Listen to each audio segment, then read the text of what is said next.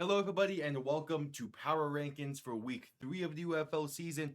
Last week in Week 2, it was a very defensive-focused week across the league.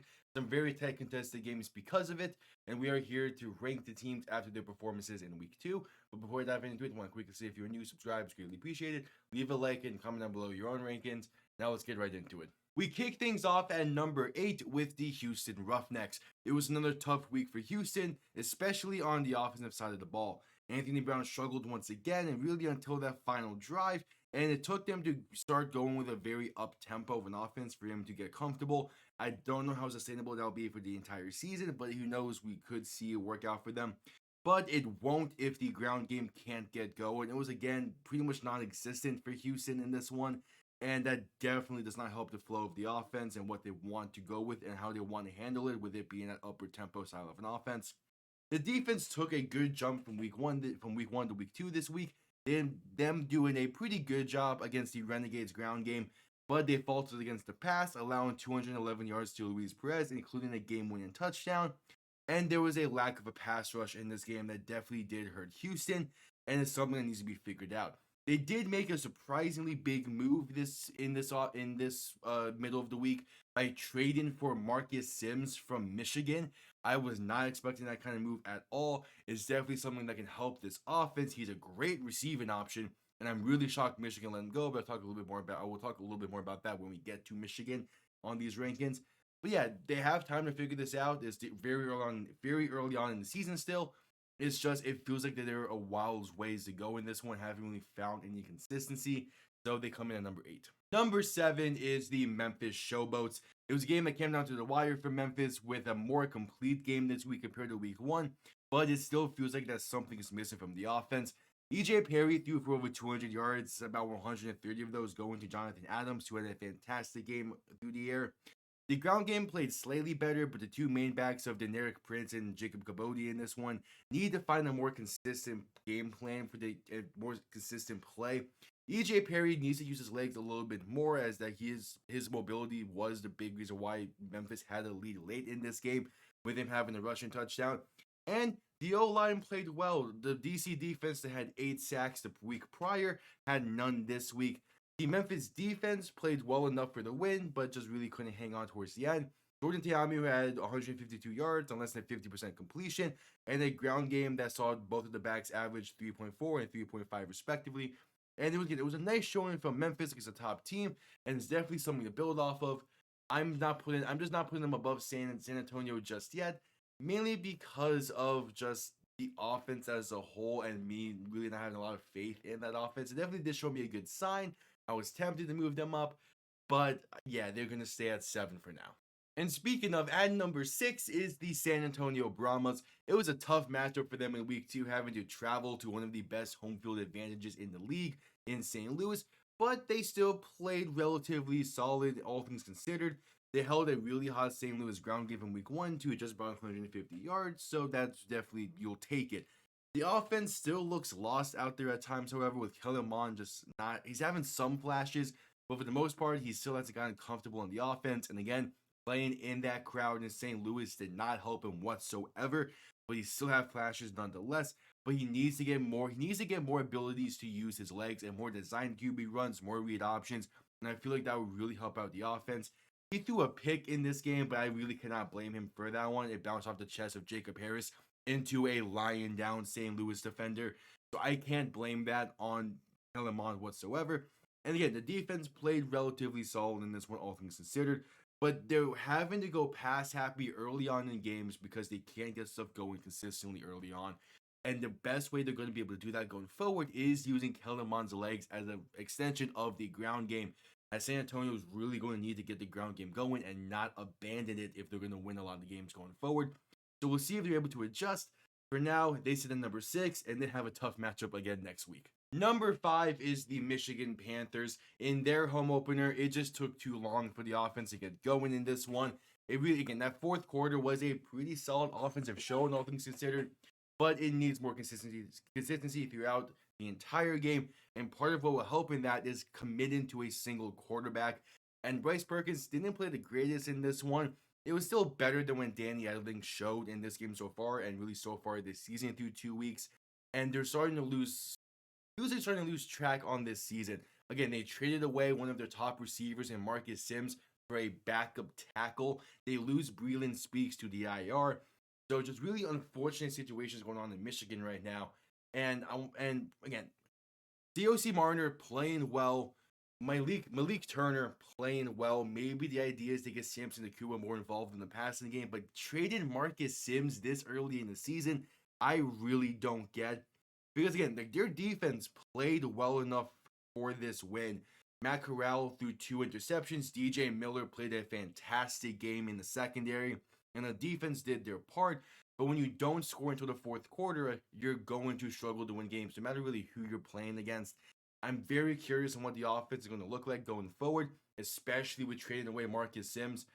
This coming at number 5 after the loss. It wasn't a bad loss, but it's just very confusing situations going on in Michigan right now. Number 4 is the Birmingham Stallions. And even with their star QB and Alex Magoo going down on the first play of the game, they played well and got a nice win. Corral, all things considered, with we have to come in on a short notice and all that, he played well and potentially even brought up some QB controversy in Birmingham. Deion Kane played well, having that touchdown to begin the fourth quarter to really blow the game open. And Ricky Person played well on the ground, having 53 yards and the first touchdown of the day in this one. But it was really thanks to that defense that played really, really well, building off of their week 1 performance. They picked off Brace Perkins once, sacked him 3 times, and made a clutch goal line stand after Michigan was able to get a first and goal from the 2-yard line due to a penalty. And it was his Birmingham defense that won this game for the Stallions. Harrison Mevins, though, I have to give him credit. He also played really well. Went 3 for 3 on field goal attempts, and that ended up being the difference in that game. It was a 9-point game, so he gets credit there as well. Birmingham as a whole, they felt more complete as a team with Corral behind center than they did with Magoo. And part of it could just be Magoo hasn't really had a proper game action for a few years up leading into week 1. So maybe he would have played better in this one if he didn't get injured.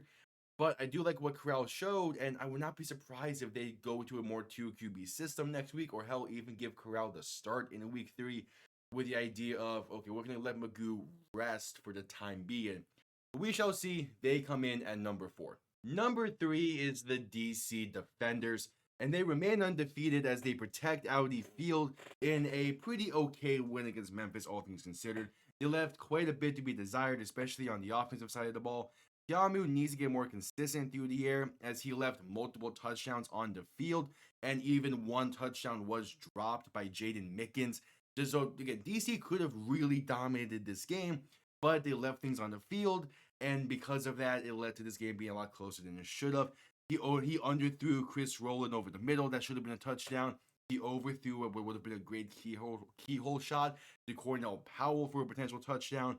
And yeah, just really, really rough. And it took them into the fourth quarter to finally get in the end zone.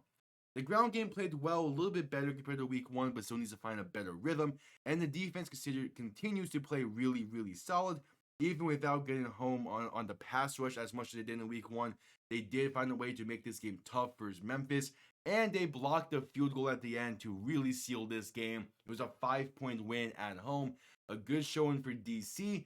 They have a really tough opponent next week, having to travel to St. Louis. That's going to be a damn good game. I'll talk about that more in the predictions video later this week. But yeah, I like DC. They come in at number 3. Number 2 is the Arlington Renegades. And from what I've seen early on through reactions to this week, they are not getting enough credit for this win. That win really did showcase that this is a much different Arlington team than what they were last year, as this was a game that last year the Renegades lose probably more often than not. I brought here my notes 95%. That's just an arbitrary percentage. But that's a game they would lose last year, but you're able to pull it out this year. A clutch stop late on the 2-point try that would have tied the game. And then they clutched stop on the 4th and 12 onside kick.